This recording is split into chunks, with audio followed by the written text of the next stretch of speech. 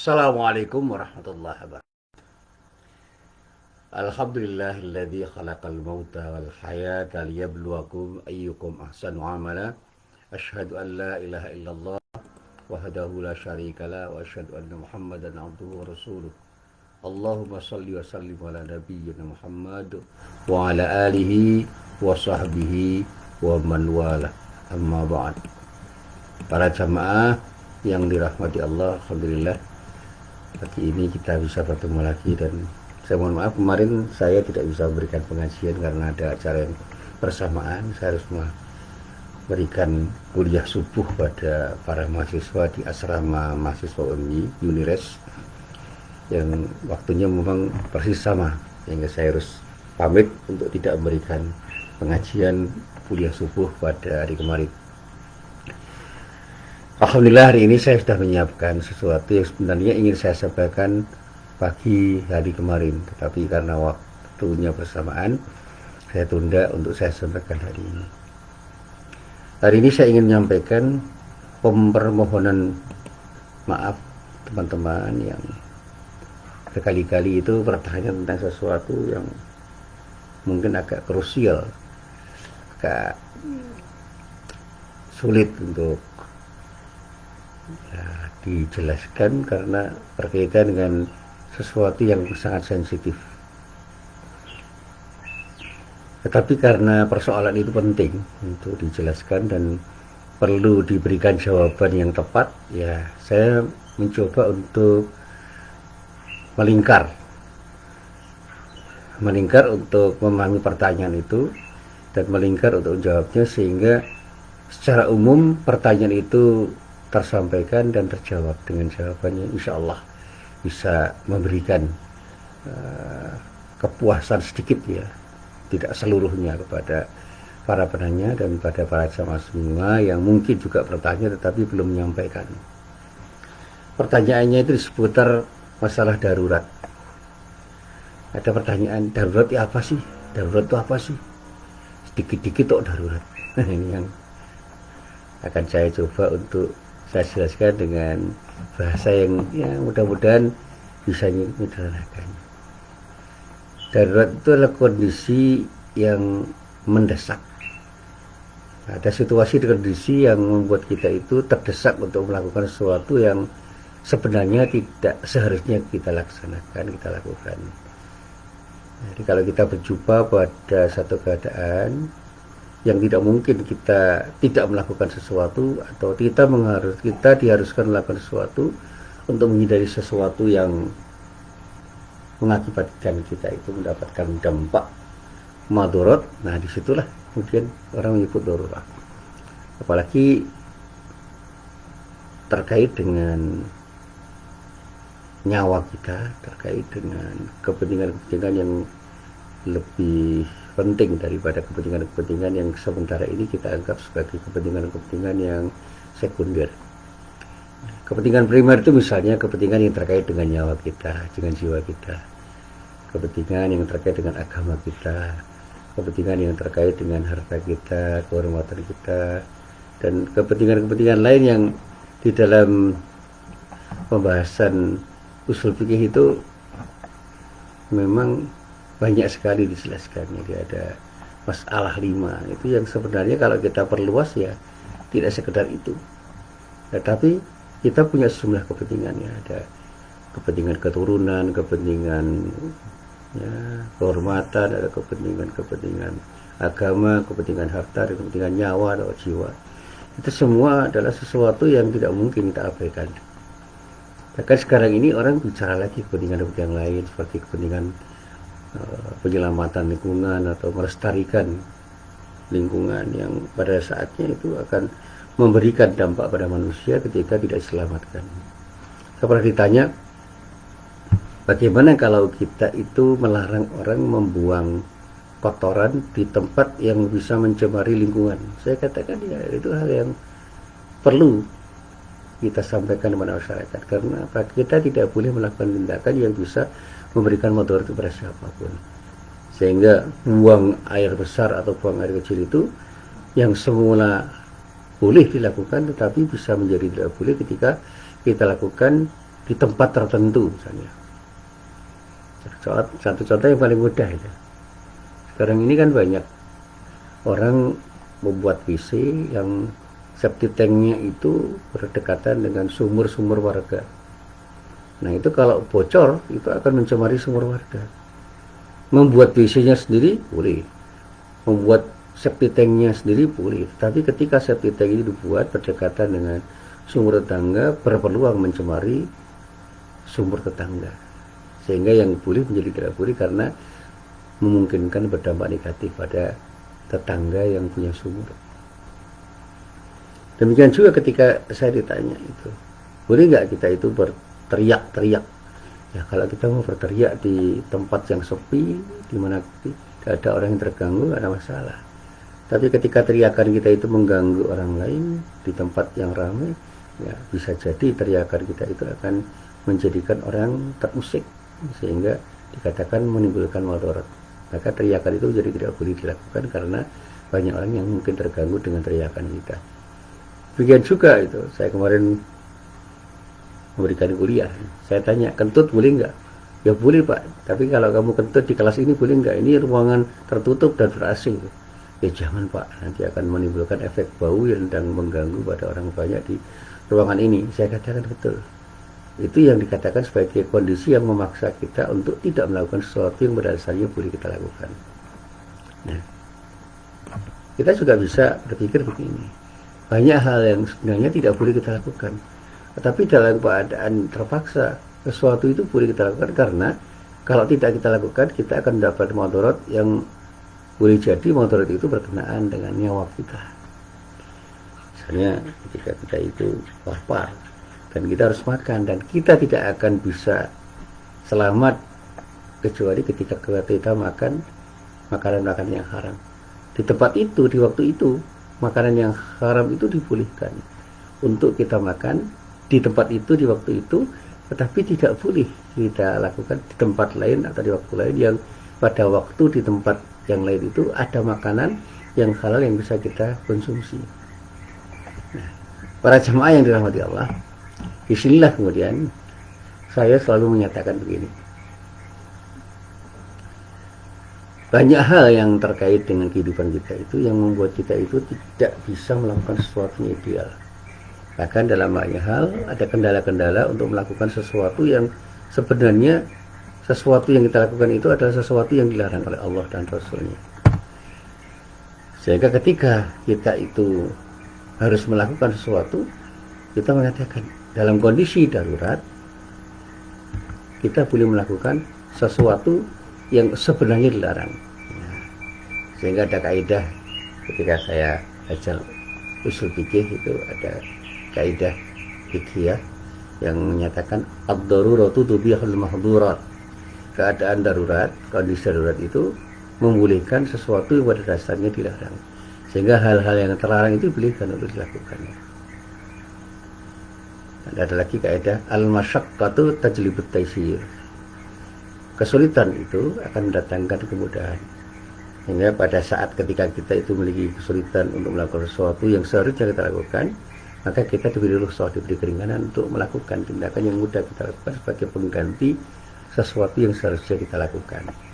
Nah, dalam kaidah rukhsah kita bisa memahami. Nah, para jamaah yang dirahmati Allah, memang para ulama bisa berbeda pendapat tentang makna darurat itu. Di mana kaidah-kaidah yang ada di dalam kajian usul fikih, ya, utamanya ketika kita bicara tentang kaidah fikih, itu tidak semua orang itu punya kesepakatan untuk menempatkan kaidah itu pada ruang yang sama. Bagi ilustrasi misalnya, kaidah yang menyatakan ad-darar yuzal, yang berarti segala yang membahayakan itu harus dihilangkan. Akan tetapi ketika kita bicara tentang bagaimana kita berupaya untuk menghilangkan sesuatu yang membahayakan itu, orang bertanya, mungkin nggak kita menghilangkan sesuatu yang membahayakan itu, tetapi ketika kita melakukan tindakan itu jauh lebih membahayakan daripada membiarkan keadaan yang membahayakan itu tetap terjadi. Jadi satu contoh yang paling mudah begini. Kita ini berada dalam situasi di mana kita itu mendapatkan ancaman. Ancaman dari apapun dan siapapun. Nah, kita punya kewajiban untuk menghilangkan ancaman itu. Tetapi ketika kita melawan, justru dampaknya akan lebih buruk daripada membiarkan sesuatu yang mengancam itu tetap terjadi. Demikian juga ketika kita bicara al-masyaqqatu tajlibut taysir. Kesulitan itu mendatangkan kemudahan. Kesulitan yang mana yang mendatangkan kemudahan? Itu saja kesulitan yang membuat kita tidak memungkinkan, tidak mungkin atau berpeluang tidak mungkin melakukan sesuatu yang seharusnya kita lakukan. Satu contoh yang paling mudah begini. Dalam keadaan safar, kita dibolehkan untuk melakukan qashar salat. Safar yang mana? Apakah setiap safar? Karena tidak setiap safar itu menyulitkan kita untuk melakukan salat tanpa qashar. Demikian juga sakit itu bisa menjadi alasan untuk berbuka puasa. Pertanyaannya, sakit yang mana? Sakit yang seperti apa? Nah, para ulama tidak sepakat semua orang yang sakit itu dibolehkan untuk tidak berpuasa, sehingga mereka membatasi dengan sakit yang menyulitkan orang untuk berpuasa. Perjalanan yang mengganggu orang untuk berpuasa itu mengakibatkan orang bisa mengambil rukhsah, keringanan untuk tidak berpuasa. Tapi perjalanan yang seperti apa? Nah, sekarang perjalanan itu tidak hanya diukur dengan jarak atau tempuhan, karena sekarang jarak itu bisa dipersingkat.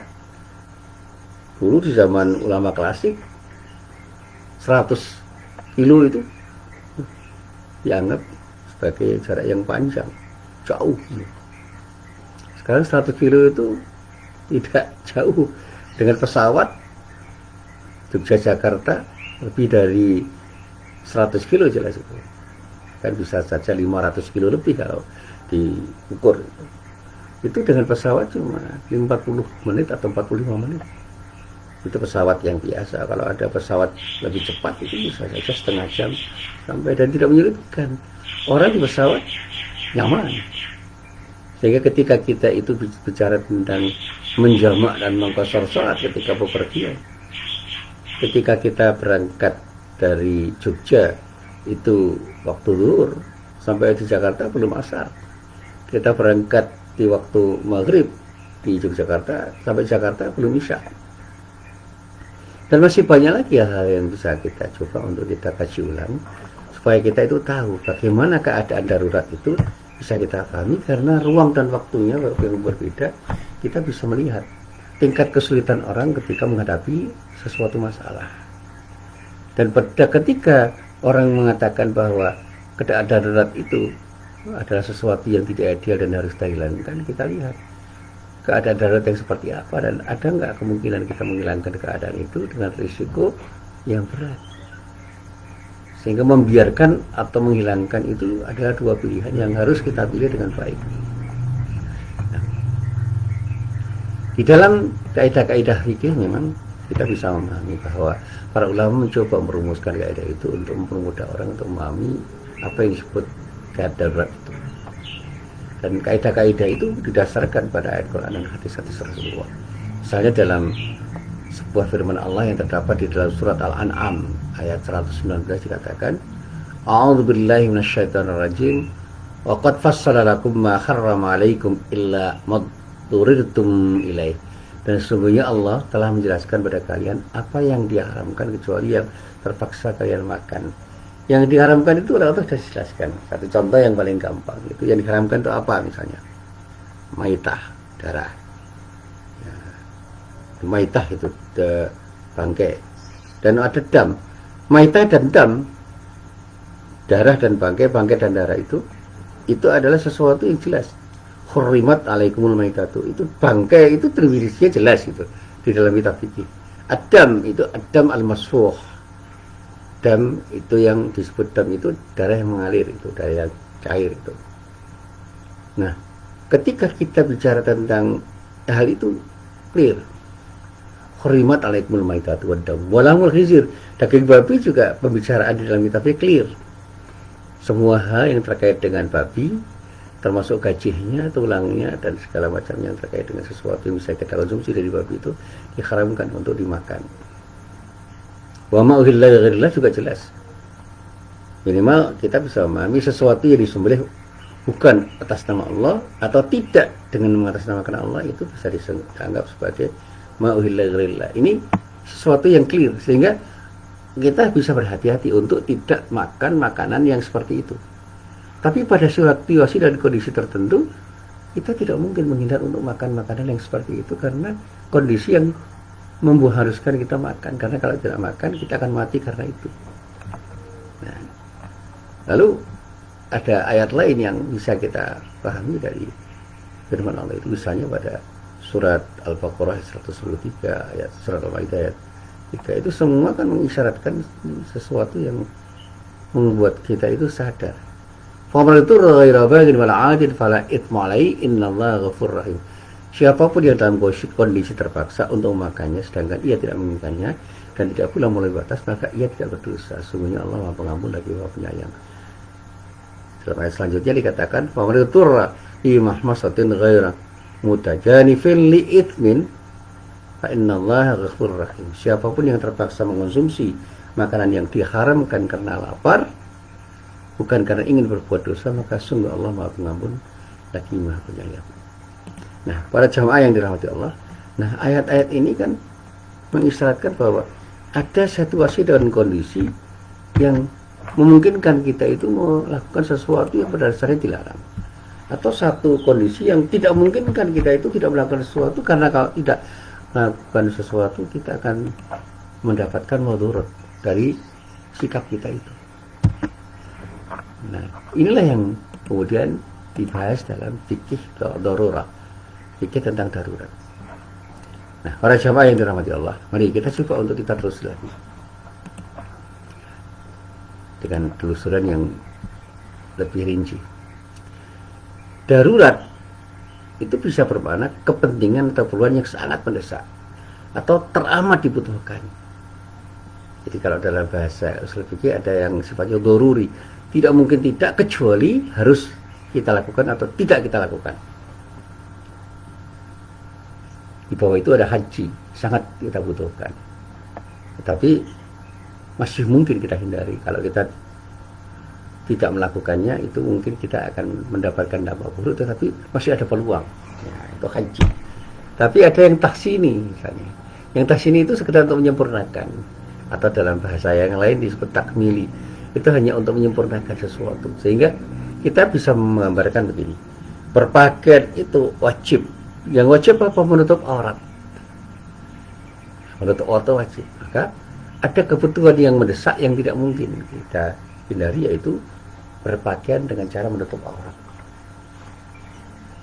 Tetapi kalau kita sudah pada posisi kita itu ketika di dalam suasana panas, cuaca yang panas, berpakaian itu harus memilih supaya kita tidak kepanasan. Itu namanya haji. Sehingga kita pilih pakaian yang tidak menimbulkan efek panas atau mengurangi efek panas. Itu haji. Satu contoh yang paling mudah itu adalah ketika kita berhaji. Kita bisa saja memakai pakaian seadanya, tetapi kita akan kepanasan ketika berada di musim panas. Maka muncullah keinginan kita untuk memakai pakaian-pakaian yang bisa membuat kita itu terhindar dari efek panas atau minimal mengurangi efek panas itu. Ya, sebelum kita bicara pakaian ihram ya. Sehingga disitulah kita itu memakai pakaian-pakaian yang khas untuk bisa membuat kita itu bersahabat dengan cuaca yang ada. Di samping itu kita juga bisa memakai pakaian yang sifatnya itu hanya sekedar aksesori, itu takmili. Ya. Kita boleh memakai topi, kita boleh memakai selendang, kita boleh memakai apapun yang kemudian dikatakan sebagai penyempurna pakaian yang kita pakai, itu sifatnya takmili atau tahsini. Nah, seorang yang tidak melakukan sesuatu, yang ketika tidak melakukan sesuatu itu berdampak buruk pada dirinya, dan dampak itu jelas bisa kita ukur dengan ukuran tertentu, ya terukur, bahkan terkait dengan keselamatan jiwa, maka orang itu dikatakan ada dalam kondisi darurat dan harus melakukan sesuatu yang pada dasarnya dilarang sekalipun untuk kelangsungan hidupnya. Orang yang berpotensi kelaparan, kalau tidak makan sesuatu yang diharamkan, maka makan pada saat itu di tempat itu untuk bisa menghilangkan rasa lapar dan selamat dari kematian, itu dibolehkan. Sehingga setiap udzur yang menyebabkan sesuatu yang diharamkan itu menjadi boleh dilakukan, itu terkait dengan kondisi darurat. Dan persoalan-persoalan yang semua dilarang itu menjadi sesuatu yang boleh dilakukan di tempat atau di waktu tertentu karena kita tidak mungkin menghindarinya. Hal-hal yang dilarang atau diharamkan oleh syariat Islam secara jelas itu bisa saja dilakukan oleh orang kalau memang sesuatu itu harus dilakukan. Satu saat saya ditanya oleh mahasiswa saya, boleh nggak kita berbohong untuk menghindari sesuatu yang tidak mungkin kita hindari kecuali dengan berbohong? Apa misalnya? Jadi kita mau dirampok, ditodong dengan senjata, kita diminta untuk menunjukkan di mana letak harta kita. Kita punya rekening bank atau tidak, nomornya berapa, kita punya ATM atau tidak. Boleh nggak kita berbohong? Saya katakan boleh, demi menyelamatkan nyawa kita. Kalau kita mungkin berbohong, berbohong. Kita katakan saya tidak punya harta di rumah karena semua harta itu ada di tangan keluarga saya yang ada tidak di sini. Saya itu hanya ditransfer dengan transfer yang ada di rekening saya, dan saya hanya punya ATM yang hari ini ATM itu dibawa adik saya, sehingga saya tidak punya apa. Silakan digeledah di rumah kalau Anda mau menggeledah. Dengan sangat meyakinkan. Begitu digeledah, ternyata perampok tidak menemukan apa-apa. Karena apa? Kita sudah menyembunyikan sesuatu yang diarah oleh perampok itu di tempat yang sangat tersembunyi, karena setiap kita tidur kita selalu menyembunyikan kartu ATM kita di tempat yang paling tersembunyi, sehingga ketika terjadi perampokan misalnya, kita bisa berbohong pada perampok untuk tidak menemukan, supaya tidak menemukan kartu ATM kita. Silahkan tuh diobrak-abrik di mana-mana, nggak ada, karena memang kartu ATM itu kita tempati di tempat yang sangat tersembunyi dan tidak mungkin orang menyangka bahwa tempat itulah tempat untuk menempatkan ATM kita. Itu boleh. Nah, termasuk di dalamnya ketika kita itu bicara tentang bagaimana kita itu minum minuman yang diharamkan.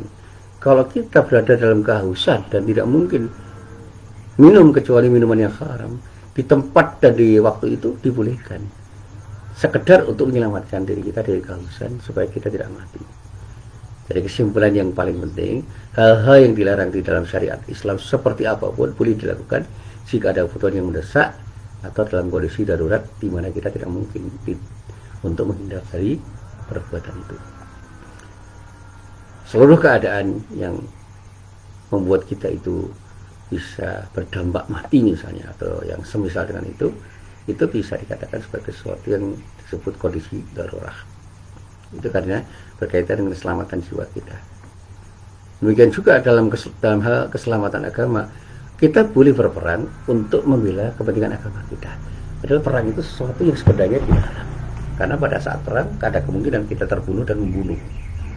Tapi membunuh demi kepentingan agama, karena kita itu diserang oleh orang di dalam peperangan, maka perang pada waktu itu diizinkan seperti perang di zaman Rasulullah. Nah, para jamaah yang dirahmati Allah. Nah, pertanyaan yang selanjutnya itu pertanyaan yang real di masyarakat yang harus saya jawab. Saya sering isi pengajian para dokter. Dokter-dokter itu sering bertanya. Saya ini kan dokter optin, Pak, yang seringkali harus melihat aurat pasien jika memeriksa pasien yang hamil, apalagi melahirkan.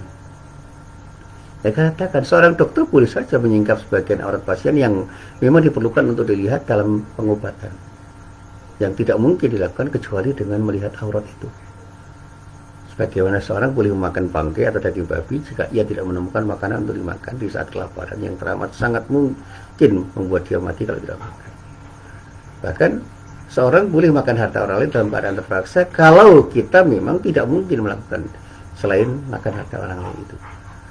Demikian juga kita boleh berobat dengan pengobatan-pengobatan yang diharamkan, termasuk obat-obat yang diharamkan, jika tidak ada obat yang selain itu untuk bisa kita pakai sebagai obat yang pada saatnya memang kita sudah ada dalam kondisi kalau tidak berobat kita akan semakin parah sakit kita dan akan mungkin mati sebagai akibat dari sakit kita. Sehingga ketika saya ditanya oleh mahasiswa, boleh nggak membunuh perampok? Boleh, jika dengan cara itu kita bisa keluar dari masalah. Artinya jika hanya dengan cara itu kita bisa menyelamatkan diri, menyelamatkan keluarga kita dan harta kita, karena perampok sudah pada posisi mau membunuh kita. Termasuk ketika saya mengatakan boleh kita mengambil harta milik orang lain yang berutang pada diri kita, di mana kita tidak mungkin mengambilnya kecuali dengan mengambil harta milik orang lain itu di tempat di mana harta itu ada tanpa izin. Jika ia memang selalu berkelit dan menunda pembayaran utangnya dan dia dalam keadaan mampu, jadi kita boleh saja memaksakan kehendak untuk bisa mengambil harta yang kita miliki karena mereka berutang, karena orang yang berutang itu memang sengaja berkelit untuk tidak membayar, sehingga kita bisa saja melaporkan pada polisi agar polisi bertindak mengambil atau merampas bagian harta yang dimiliki oleh orang yang berutang pada diri kita. Nah, para jamaah yang dirahmati Allah, tapi yang perlu kita perhatikan bahwa tidak setiap kondisi yang disebut kondisi darurat itu membolehkan kita untuk melakukan sesuatu yang pada dasarnya diharamkan. Ada syarat dan ketentuan darurat yang dimaksud dalam kaidah-kaidah tentang darurat itu. Minimal saya memahami ada 5 hal yang perlu kita pakai untuk mengatakan suatu darurat. Yang pertama, darurat itu benar-benar terjadi dan atau diprediksi kuat akan terjadi, dan tidak semata-mata karena praduga atau asumsi-asumsi kita, asumsi-asumsi yang kita bangun. Contohnya misalnya seorang musafir di tengah perjalanan merasa sedikit lapar karena belum makan siang misalnya, padahal dia akan tiba di tempat tujuan pada sore hari nanti. Dia tidak boleh mencuri dengan alasan ia tidak makan siang. Dia dengan alasan dia akan mati, karena alasan yang dikemukakan itu hanya bersandar pada prasangka semata-mata. Tanpa makan siang apa mesti mati? Ya tidak, paling-paling lapar sedikit lah untuk menunda makan di siang hari, sore hari. Tapi kalau seorang musafir itu benar-benar dalam keadaan tidak bisa makan dan sudah tidak merupakan prediksi, benar-benar terjadi bahwa dia betul-betul tidak akan selamat kecuali dengan mencuri makanannya orang untuk menyelamatkan dirinya dari kematian, di waktu itu, di tempat itu boleh dilakukan. Sehingga ketika dia lewat di sebuah kebun, dia boleh saja mengambil sebagian buah-buahan itu tanpa bilang sama orang yang punya, dengan risiko misalnya dia kalau diketahui akan dimarahi atau dianggap mencuri. Akan lebih baiknya kalau dia meminta izin kepada orang yang memilikinya, akan lebih baik. Yang kedua, tidak ada pilihan lain yang bisa menghilangkan madarat itu. Misalnya seorang musafir sudah kehabisan bekal di tengah padang pasir misalnya. Ia berada dalam kondisi lapar yang sangat memprihatinkan. Nah, di tengah perjalanan ia bertemu seorang pengembala bersama kambing kepunyaannya, dan tidak jauh dari tempatnya berada terbelik bangkai seekor sapi misalnya. Maka dia tidak boleh makan bangkai sapi tersebut, karena masih ada kemungkinan dia bisa membeli atau meminta kambing yang digembalakan itu. Jadi bangkai sapi itu karena ada kemungkinan kita memakan daging kambing yang masih bisa kita makan. Digambarkan satu saat kita berada di sebuah tempat di mana di situ ada penjual bakso babi yang semua orang makan di situ, dan kita dalam keadaan lapar. Begitu kita mau makan daging babi itu karena lapar yang betul-betul membuat kita itu tidak tahan, ternyata di tempat lain yang masih bisa kita jangkau ada orang yang jual bakso sapi. Meskipun kita punya sedikit kesulitan untuk bisa mencapai tempat itu, selama kita masih memungkinkan mencapai tempat itu, kita harus mencapai tempat penjualan daging sapi atau penjualan bakso sapi itu untuk memakannya. Wah, terlalu jauh Pak, masih 1 kilometer. 1 kilometer bisa nggak kita tempuh? Karena kita pakai sepeda motor, bisa. Jangan hanya karena kita ingin makan, lalu kita makan daging babi di saat kita berada di warung bakso babi. Karena masih ada warung bakso sapi di tempat lain yang jauhnya cuma 1 kilometer, yang ketika kita tempuh dengan motor itu sangat dekat. Ya, kemudian yang ketiga, kondisi darurat itu benar-benar memaksa untuk melakukan hal itu. Karena dikhawatirkan kita akan kehilangan nyawa atau anggota badan kita misalnya. Cedera berat misalnya. Jadi kalau kita itu terpaksa untuk melakukan karena khawatir kehilangan nyawa atau mati, atau karena kita tidak melakukannya kita akan bisa cacat seumur hidup atau cedera berat, ya silakan lakukannya. Yang keempat, keharaman yang ia lakukan tersebut tidaklah menzalimi orang lain.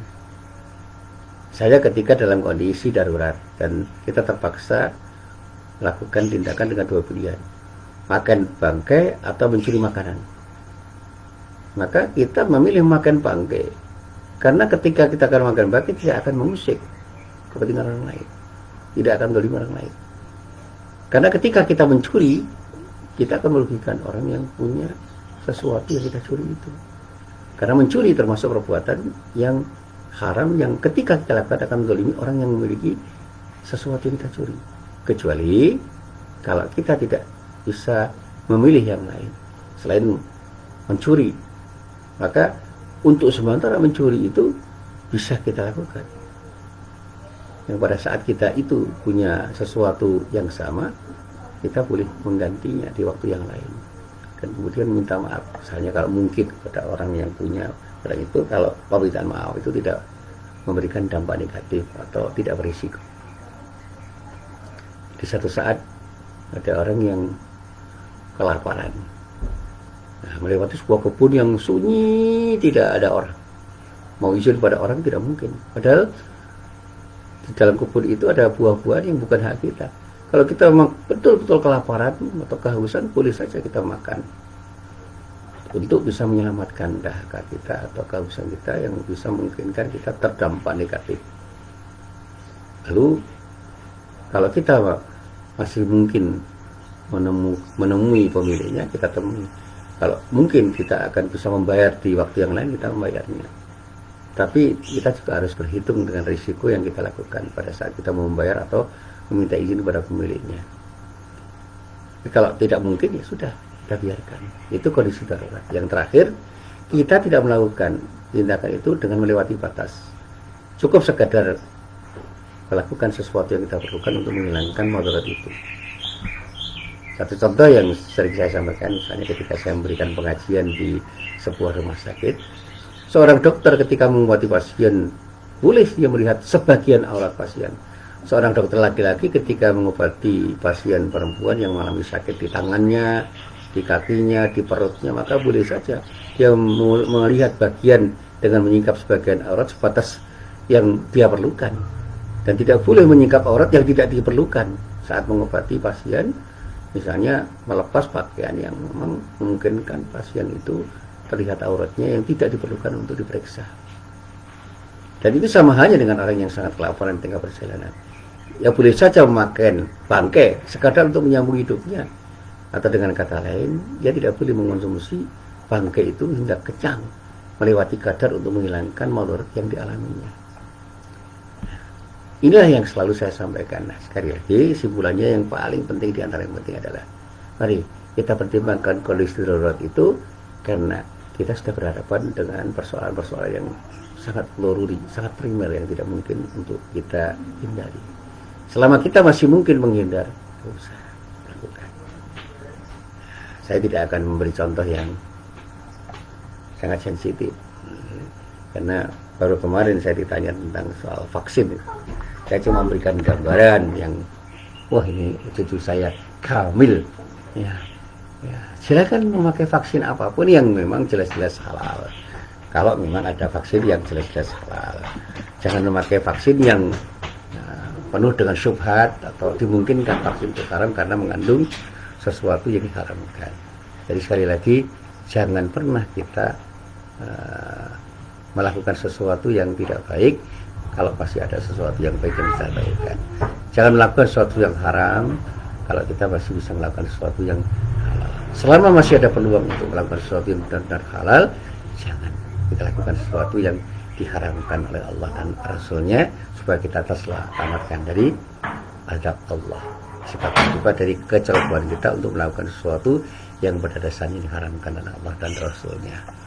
Inilah sesuatu yang bisa saya sampaikan. Mari kita berhati-hati di dalam hidup itu, termasuk ketika kita berhadapan dengan situasi darurat. Jangan sedikit-sedikit kita bicara darurat, ngomong darurat, kalau memang belum ada satu kondisi yang memaksa kita untuk melakukan sesuatu atau tidak melakukan sesuatu. Inilah apa yang bisa saya sampaikan, mudah-mudahan bermanfaat. Billahi taufik wal hidayah. Assalamualaikum warahmatullahi wabarakatuh.